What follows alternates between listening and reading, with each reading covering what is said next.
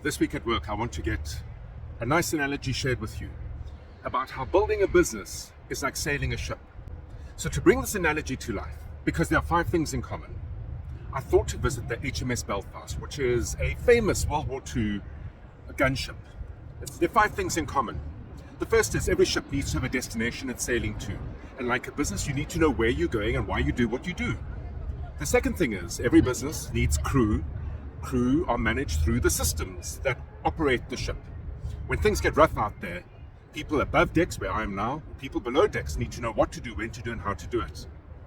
In the business, you have a team. Your team should be driven by systems. Systems of marketing, sales, operations, fulfillment, administration.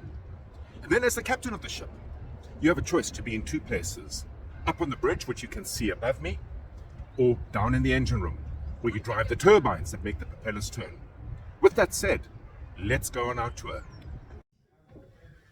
So here we are in the engine room. This is where the big diesel engines turn the turbine to turn the propeller. The engine room is below the waterline, the plinth line. There are no portholes over here. It's a tight space, it's a cramped space. But without the operational activities of this ship being driven by the engine, the ship is going nowhere. In the same way, without the operational activities of your business being driven on a daily, weekly, monthly basis, your business is going nowhere. As the captain, you surely should start in the engine room. It's where the operational activities are first thought through and built and designed and implemented. But ultimately, is it where you should be? Too much time in the engine room means too much time being busy with the business of business as opposed to the business of growth. And then you have the option to be on the bridge. The bridge of the ship, as you can see, has a 365-degree view.